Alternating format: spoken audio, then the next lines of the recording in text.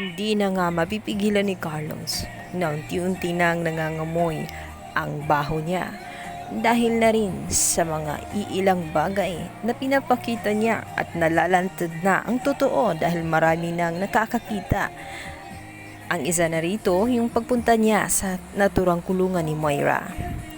Kaya naman itong si RJ ay nagtakiling ng gusto sa kanya, kaya naman naisipan niya na puntahan itong si Doc Carlos. Patong na nga ang problema nitong si Doc Carlos, binabalikan pa siya ng kanyang mga nakaraan. Maliban kay Moira sa mga pinagagawa nila, mayroon pang isang nakaraan, isang asawa na inabondonan niya at ngayon ay magbabalik na nga. Ito ngang si Irene Benitez. Maya-maya nga sa kanyang malalim na pag-iisip ay bigla siyang nagulantang. Nang biglang dumating nga itong si Doc RJ, nais niyang makausap. Subalit tinanggihan niya na makausap si Doc RJ. Sinabi niya rito na busy siya at marami siyang ginagawa. Balit na pailing si Doc RJ at hindi siya naniniwala sa sinasabi nitong si Doc Carlos.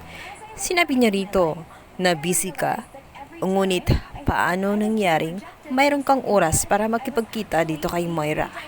Nais kong malaman kung ano ang sadya mo kay Moira at sino ka ba kay Moira.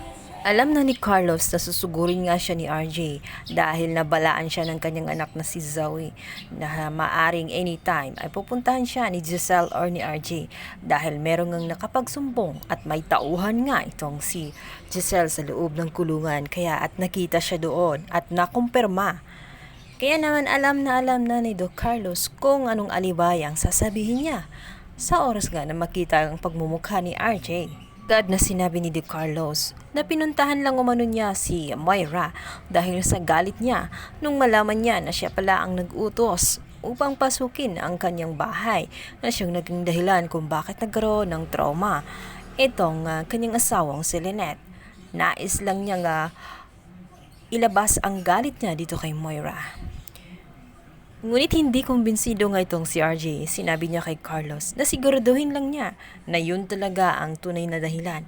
Dahil sa oras nga na may makita siyang ebidensya na posibleng makasabwat niya itong si Moira, ay hindi siya makakaligtas sa batas at siya mismo ang magpapakulong kay Carlos.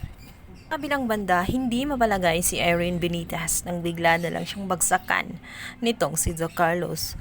Halata kasi na nagsisinungaling ito sa kanya at batid niyang may nangyaring hindi maganda. Hinaisip ni Irene Benitez na umuwi ng Pilipinas upang matuklasan kung ano ang tinatago ng kanyang asawang si Carlos. Dito nga nakausap niya ang kanyang anak na si Harry. Isinalaysay ni Harry ang lahat ng kanyang asawa na si Carlos ay mayroon ng bagong asawa at ito nga ay si Lynette. Umiiyak si Irene at hindi niya matanggap ang sinasabi nitong si Harry. Hindi umano makatwiran ang ginawa ni Carlos at isa pa hindi valid ang ginagawa niyang pagpapakasal dito kay Lynette. Lalo't kasal sila at hindi naman patay itong si Irene para magpakasal siyang muli.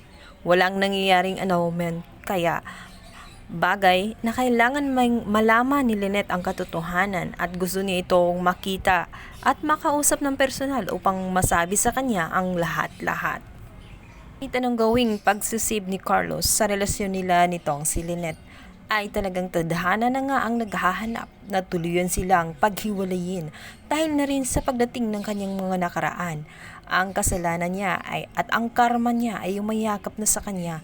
At hindi rin deserve ni Lynette na magdusa sa piling niya, lalo't sa kaisang kagaya niya na mapanlin lang at mahilig magmanipula ng tao.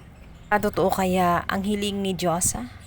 Ito na kaya ang huwi na sinasabi ni Diyosa na maaring may malalim pa na dahilan kung bakit kailangang maghiwalay itong si Lynette at Carlos. At magkakaroon kaya ng pag-asa itong si RJ dahil alam naman natin na parehas sila nga may nararamdaman pa rin sa kabila ng lahat.